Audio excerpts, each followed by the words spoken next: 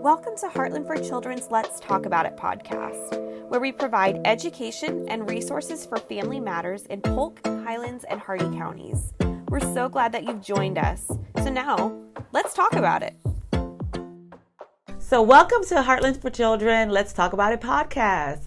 My name is Katie Parchment. I am with Heartland for Children, and today I have a very special guest with me. Her name is Heather Monteath with Neighbors to Families, and she's going to give us a lot of insight about what their program is about and a little bit about herself. So let's get into it. Yes, well, thank you for having me. So happy to have you here. So Heather, tell us a little bit about yourself. Okay. Well, about me. So I'm currently the executive director of Neighbor to Family. I have been the executive director since our program started here with Heartland for Children in 2014. Wow. I started from the ground up, so it's been a while.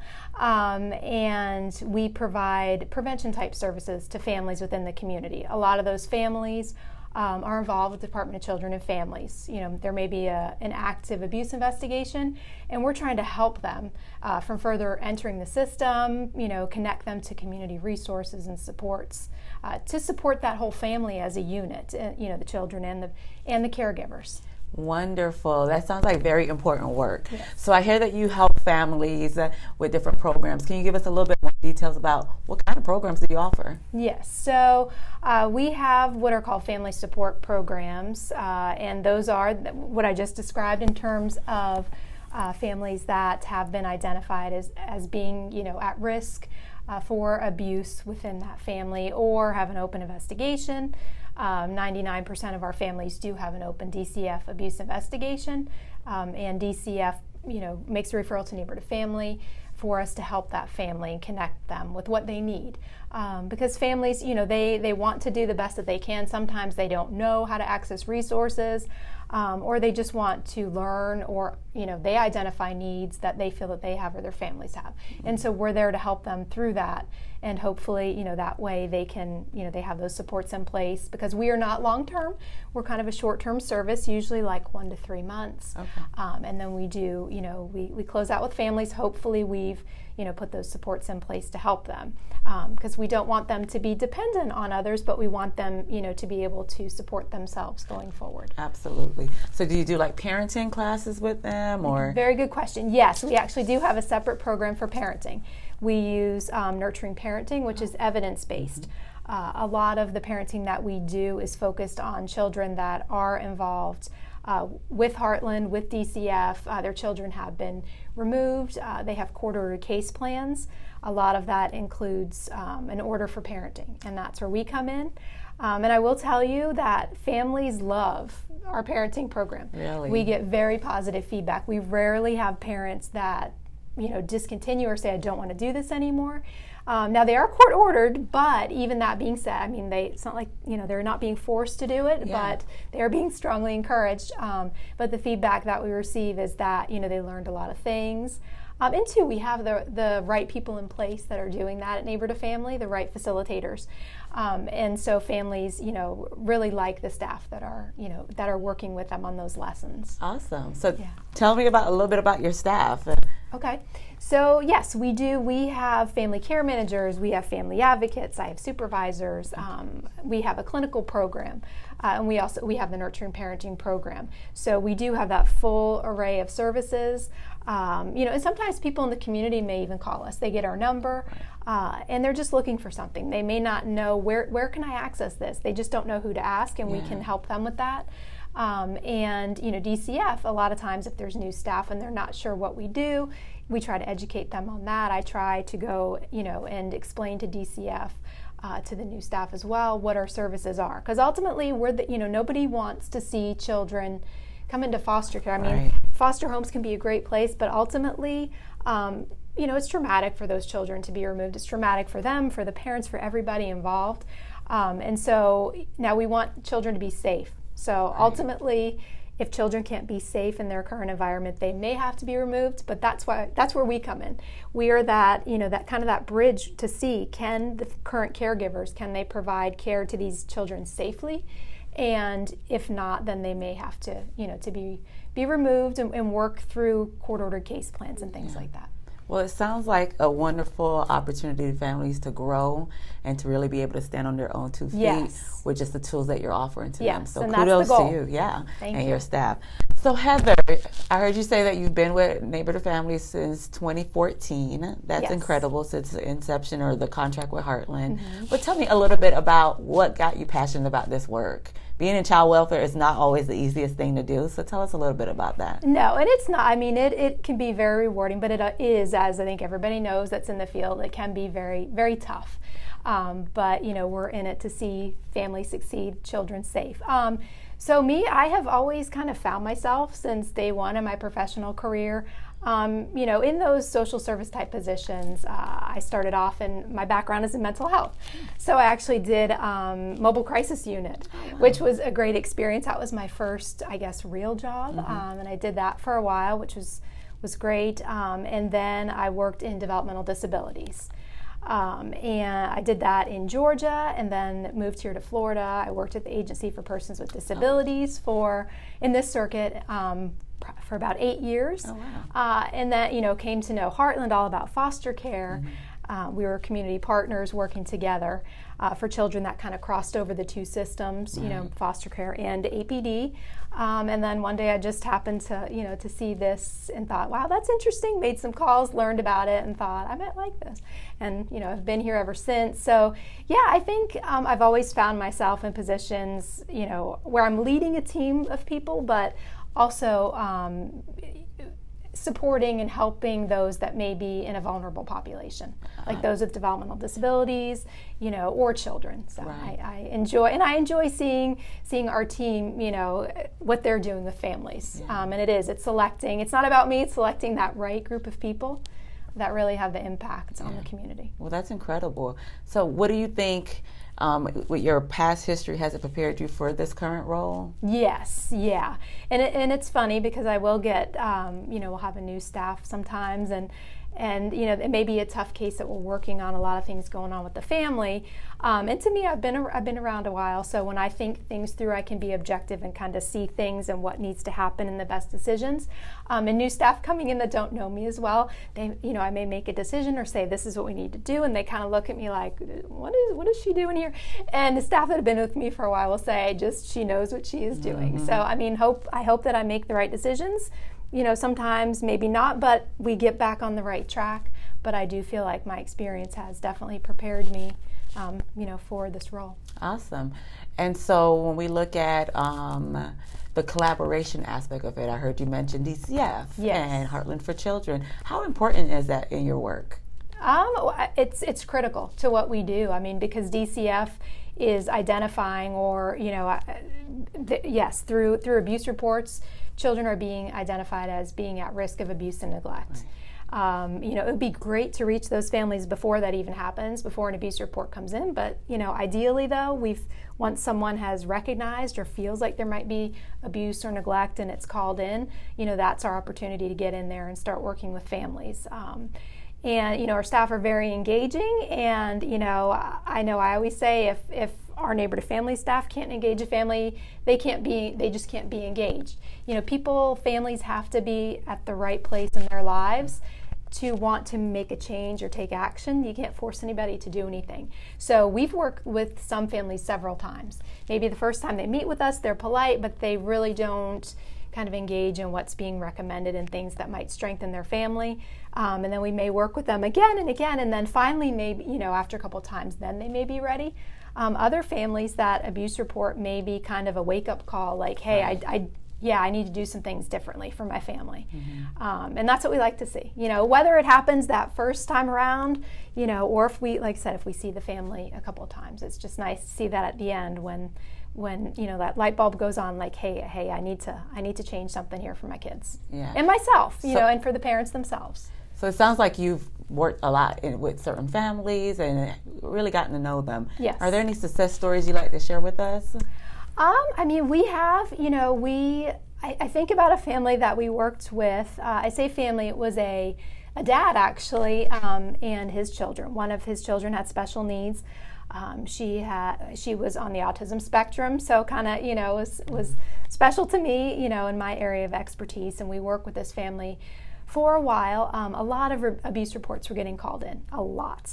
And it's just, looking from the outside, things appeared to be one way.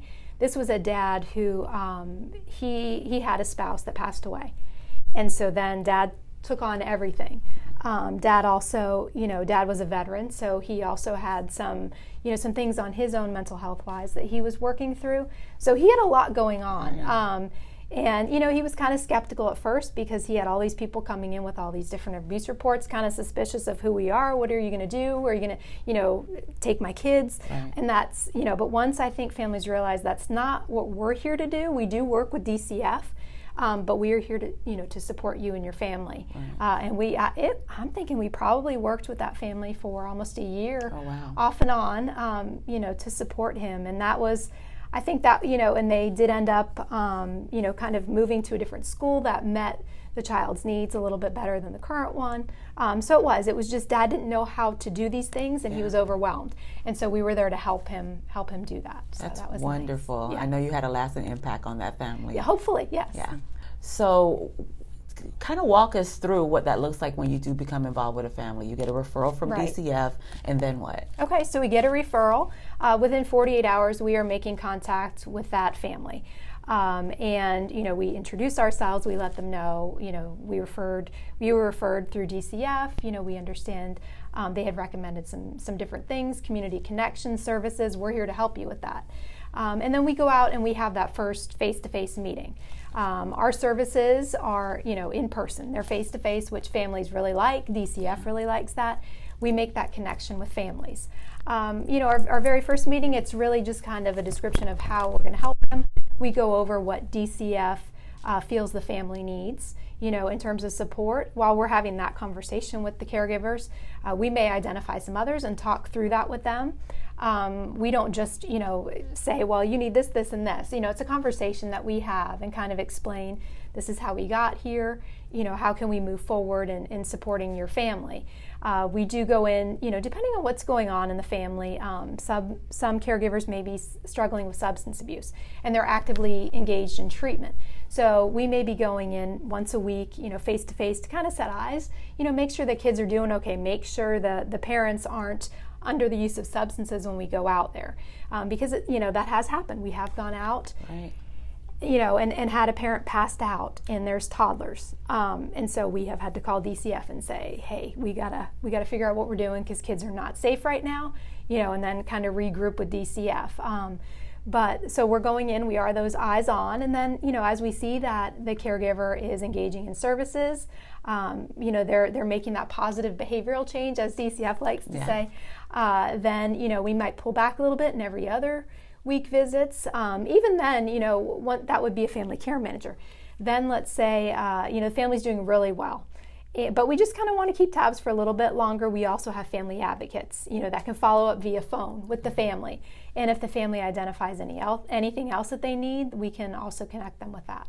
Great. Yes. So it sounds like y'all also do a lot of safety planning and are part of that process. Yes, that's something that we also do in terms of DCF. While DCF is involved in an open investigation, they are trying to figure out, are these children safe? Right. Can they stay in the home, or are we going to have to remove? And DCF wants to give the family every opportunity, to make change so those children can stay in the home. So DCF will safety plan, as it's called, and come up with supports that, can look at certain things like, is there domestic violence going on in the home? A lot of times they may ask neighbor to family to play a role in that safety plan, meaning we will go out there.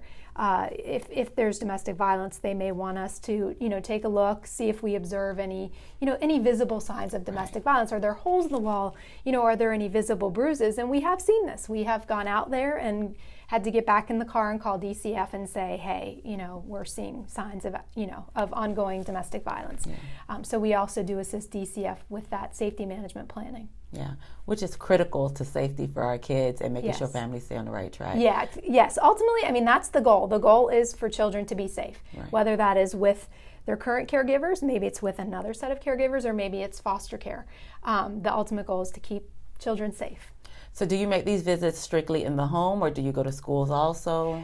No, we do not go into the schools. No, and meeting with the schools, it's just because kind of keeping the children are there for education, trying to keep that consistent for them. DCF, I believe, does go into the schools, but we do not. We try to meet with families where they're most comfortable. We like to see the home environment, so we try to see children in their home environment with their caregivers. Wonderful. So it sounds like y'all do a wonderful job with engaging the entire family. And that story you just told about that dad who you helped out and really got his family stabilized is just a testament to the work that you do. But speaking of fathers, I know that you have a new initiative called the Fatherhood Initiative. Can you tell us a little bit about that? Yes, this is very exciting. So just a little bit of history. In April 2022, the governor signed off on a bill for responsible fatherhood. And this included around $70 million. Oh, wow. Yeah, it was a lot. Yes, a lot, which was great, to support fathers. Right. And that funding was given to different agencies throughout the state for different programs. And Neighbor to Family was very fortunate to collaborate with Heartland for Children. And we have acquired 2 positions that we are calling Fatherhood Engagement Specialists. And let me tell you, the excitement around this position is like I've never seen. Yeah. When this position was posted, I was getting called. Yes. And the majority of the applicants, I will say, were males. Wonderful. Very excited, fathers themselves, and really Nice. were like, oh my gosh, this is so exciting. I've never seen anything like this. I want to be a part of it. Cool. Which, I love to see that. Yeah, it's yes, wonderful. Just so much excitement. Yeah. And so we currently, this is very new over the past few months, so I do have 1 fatherhood engagement specialist on board, and we have families that we're currently starting to work with and getting geared up to do that. And then we are in the process of hiring another fatherhood engagement specialist. Both so excited to be in the position, and I've met with the CMOs for the community-based care, and they're super excited too, just ready to refer their fathers. We're going to be having at first we're going to focus on 2 different groups of fathers. The first group will be those that have court-ordered case plans, where the case manager is having a little bit of trouble in getting through to the dad. Even though he has a case plan, he may not be returning calls. He's kind of ghosting them and just, he's not working on his case plan. So as I said, Neighbor to Family staff are really great about engaging families. So we are going to kind of be that bridge between fathers and CMOs and work with getting that father engaged, meeting with him, seeing, what dad's barriers are.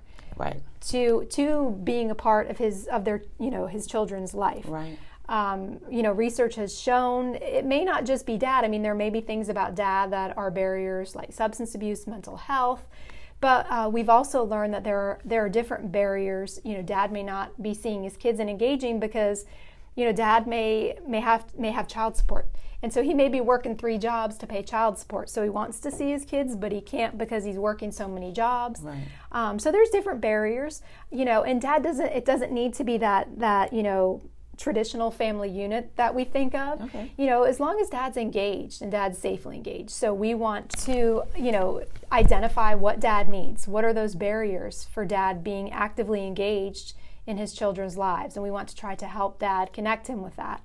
There's no set time frame for us in terms of how long we can work with dad. It's really just trying to understand, what does dad need? What does he see as barriers? What is on his case plan? Ultimately he does have to work that case plan in order to be reunified with the children. As I described before, there are situations that come up where, it may be dad and maybe the mom is the primary caregiver and the mom passes away unexpectedly. Right. And now dad, finds himself in this role. We want dad to feel comfortable in saying, I got this.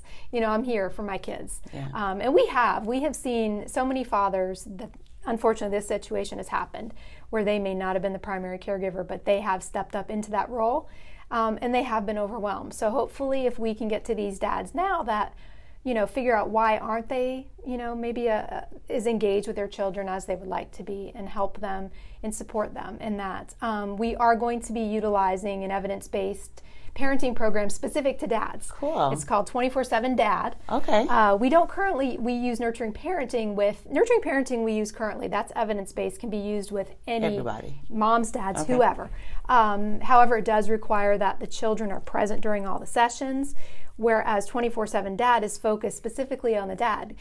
Talking about those things that we just talked about in terms of barriers that may be specific to dads. Maybe moms don't see those barriers, but dads do, because there's, these perceptions or societal norms, Right. that are a barrier to dads. Yeah. That sounds wonderful, because oftentimes we forget about the dad. We focus on mom, but Yes. dads are over there saying, what about me? Yeah. And they're not feeling like they're a part of this process. Yes. So to be able to focus on them and help them get in a position to be productive and active parents in their kids' lives is a wonderful initiative. Absolutely. Yeah, that's super exciting. So with that program, what do you think the outcome will be with some of these cases? What do you hope? Yes. So, what we would like to see is for dads, that maybe aren't currently, seeking out that relationship with their children or aren't actively involved. Our goal would be to see those dads more engaged and feeling comfortable, because I think a lot of it is that they may not feel like they're good dads or they're nurturing dads, and that's what we're there to help them with, and hopefully through this 24/7 Dad curriculum, but just letting them know that you don't have to be a perfect dad, but we do need dads that can be there safely for their children, provide safe, nurturing care. Well, look, I know you're in the process of hiring a new person for this position. You just hired the first one. Yes. And so we would love to have them back on to find out more information, see how the program is going, and hear any success stories you may have. Definitely. So stay tuned. Yes. So this Fatherhood Initiative sounds like such a great plan and such a great program, especially with the evidence-based fathering program. How do people get referred to it? Yes, so there's two avenues, and I think I mentioned this before in terms of case management organizations. So those are the families that are actively involved, with the court system. They have a case plan that they have to work through the court. The other avenue that we are exploring is through the jails. Oh, wow. Yes, because there are a lot of men in jails, that have children, and so we've had one meeting and hope to have several more with the jails to kind of coordinate on them identifying fathers in jail, and that way we can start connecting them with what they need and do the same sorts of things. Figure out what are they going to need, when they are released. Yeah. Have they seen their children, prior to going, into the jails? Were they seeing their children, and what do they need? Yeah. So that is going to be another big focus. So those are going to be our two populations of fathers that we start working with, and it may, expand, but that's a game changer. That's a lot of dads, yes. Yeah, and that's going to be amazing because, again, when you're in jail, when you're trying to figure it out, you may be ashamed of what's going on, but you want to have a connection with your child. And if somebody's reaching out to you saying, hey, let me help you work through this, that is really building up the courage and the engagement for once they get released. So kudos to you guys. This is going to be wonderful, and I can't wait to have you and your staff back so that we could further discuss it and kind of find out how the program is going. Yeah, absolutely. So I know Neighbor to Families is very involved within our community, within our system of care, but if somebody wanted to donate or become involved with Neighbor to Families and maybe watching this and say, hey, this sounds wonderful, how can I help? What are some avenues in which someone could help? Yeah, feel free to contact us. Go to our website, which is neighbortofamily.org. You can read about our history and the different programs that we have here in Florida, Georgia, Maryland. And if you have an idea of how you might like to help support our programs, financial or tangible items, there's a little info button, and that comes directly to me, and you can let me know. I'll be in touch with you in terms of how you can help support our agency and our efforts with families in the community. Sounds wonderful. Well, Heather, thank you so much for coming on today. Thank you. You guys are doing a wonderful job. Kudos to you and your staff. And again, we can't wait to hear a follow-up on the Fatherhood Initiative and see how that's going. So thanks so much for your time. Thank you. Thank you for listening to Heartland for Children's Let's Talk About It podcast. There is a great need for foster families who are willing to open their hearts and homes to teens, sibling groups, and children with special needs. To learn more, check out the description for resources or visit heartlandforchildren.org.